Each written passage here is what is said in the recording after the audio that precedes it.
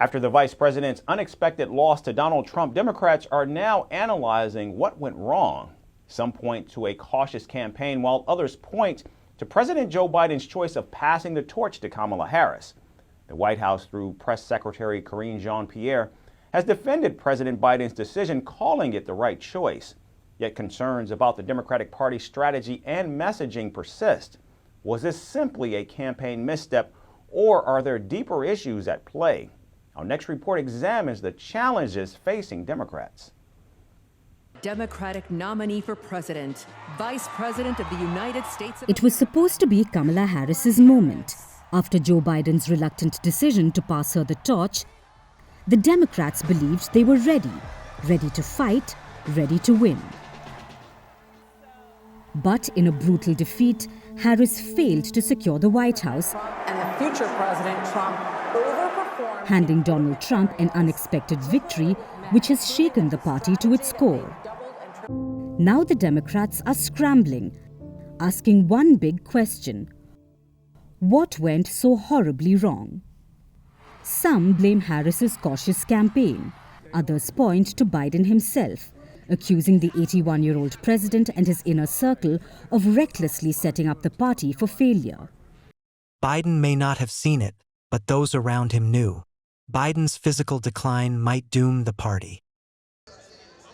And yet they let it happen. The post-mortem of this campaign reveals the full extent of Harris's loss, a loss that went far beyond swing states. She lost ground everywhere, including in blue strongholds. And the numbers are jarring. Biden pulled 57% of women. Harris dropped to 54%. Biden carried 71% voters of color. Harris fell to 65%. So anyway, now I'm happy that he's back, so we can get in, things going. Right now, everything is really bad, the economy and all this stuff. The abortion, you know what, it can be, work on it, you know what I mean? I just believe that I resonate more with the Trump policies than I do on the Democrat side. I've been Democrat my entire life. Families voted Democrat. I probably have been the only family member that decided to step aside and vote for the Republican Party because I believe their values are more in line with my culture as well as my family culture and values. 11% left. Again, you might... For many Democrats, the questions are piling up. Why did Harris's team focus so heavily on abortion rights? Why did they fail to engage with Black and Latino men, a weakness the party has known about for years? The criticisms are fierce, but they don't stop with Harris. Democratic insiders now say that her lack of a bold campaign strategy left her vulnerable. She let the GOP define her. Republicans piled on the pressure and said that Harris and her running mate Tim Walz seemed to go into hiding, avoiding interviews for weeks after the convention. It was expected.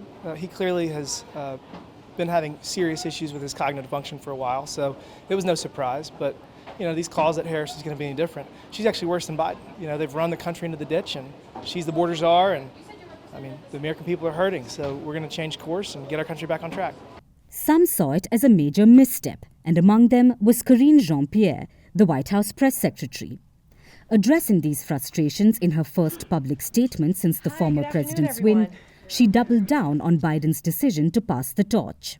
The president is very proud of what he was able to accomplish.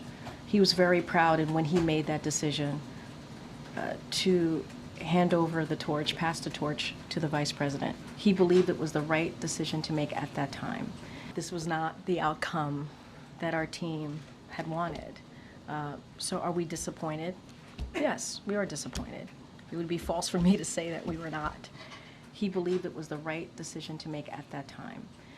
He believed that she was ready. She was ready to lead on day one and has been very proud in what he's been able to deliver. But as Biden's defenders circle the wagons, the whispers are growing louder. Did the Biden administration plan this all along? Did they set up Harris for a fall? These theories have been fueled further after Biden gave his address and declared defeat. I will do my duty as president. I'll fulfill my oath, and I will honor the Constitution. On January 20th, we'll have a peaceful transfer of power here in America. But what stuck with everyone was that Biden spoke without stuttering. He was all smiles and even had a few winks here and there. Biden even made a few funny gestures before attempting to trot away from the podium.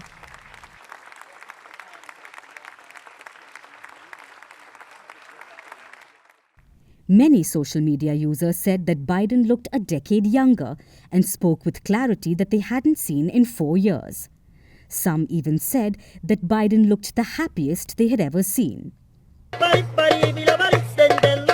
With the Democrats fighting each other and President Biden signing off in a jolly mood, one thing is clear: the soul-searching is far from over. Hello and welcome to this special edition of Vantage, live from the White House. America is Trump country again. He will be the 47th President of the United States of America. They're live from the White House, soon to be the new residence of Donald Trump. It was also here that Donald Trump brokered the Abraham Accords. So the voters have a legitimate question in their minds. If those presidents could do it, why not Joe Biden? The Arab voters want to punish the Democrats for supporting Israel. Joe Biden's shadow looms large over this election, and Kamala Harris may end up paying the price for it. This Trump hat, it says, President Trump save America. But this hat is made in China. And this is the Chinese interference that Americans must be investigating. But of late, Donald Trump and the Republicans have made some gains. And the biggest reason for that is illegal immigration.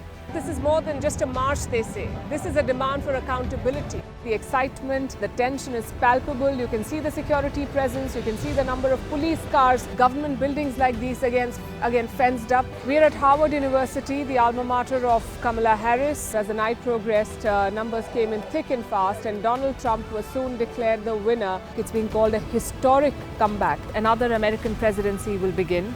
In Donald Trump's case, his second one.